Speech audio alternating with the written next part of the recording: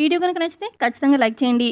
లక్ష్మి, మిత్ర అలాగే ఇటు మనీషా కూడా వస్తుందనమాట స్ట్రైక్ జరిగే దగ్గరికి. ఇక మీడియా వాళ్ళని కూడా పిలుస్తుంది లక్ష్మి. ఇక వాళ్ళు కూడా షూట్ చేస్తూ ఉంటారు. ఆ తర్వాత ఇక స్ట్రైక్ చేసే వాళ్ళు కూడా అక్కడే ఉంటారు. ఇక అప్పుడు మెషిన్ చెక్ చేయడానికి కొంతమంది ఆఫీసర్స్ని పిలిపిస్తుందనమాట లక్ష్మి. ఇక వాళ్ళు వెళ్ళి కంపెనీలో మొత్తం అన్ని మెషిన్స్ చెక్ చేస్తారనమాట. ఇక వాళ్ళు చెక్ చేసి బయటకు వచ్చి, మేడం మేము అన్నీ చెక్ చేసాము, మెషినరీలో ఏ ప్రాబ్లం లేదు, అన్నీ పర్ఫెక్ట్గా పనిచేస్తున్నాయి అని చెప్పి అంటూ ఉంటారు వాళ్ళు.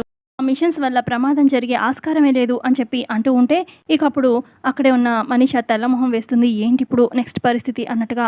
ఇక అప్పుడైతే ఆ యూనియన్ లీడర్ ఇలా చెప్తాడు, మిషన్స్ కండిషన్లో ఉంటే మా వర్కర్ ఎందుకు గాయపడతాడండి చెప్పండి అని చెప్పి యూనియన్ లీడర్ లక్ష్మిని అడుగుతూ ఉంటే, అక్కడే జయదేవ్ కూడా ఉంటారు. ఇక అప్పుడే ఆన్సర్ నేను చెప్తాను అని చెప్పి మిత్ర వస్తాడు.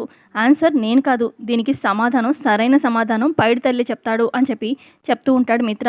అంటే ఎవరికైతే గాయమైందో అతను ఇక చేతికి కట్టుకొని చెప్పడానికి వస్తూ ఉంటాడు. ఇక అతన్ని చూడగానే ఇటు మనీషా, అటు ఇక యూనియన్ లీడర్ రవి ఇక తెల్లమొహాలు వేస్తారు. అయిపోయింది మన పని, ఇక స్ట్రైక్ క్లోజ్ చేయాల్సిందే, లక్ష్మి గెలిచినట్టు అని చెప్పి ఇక మనీషా చాలా టెన్షన్ పడిపోతూ ఉంటుంది.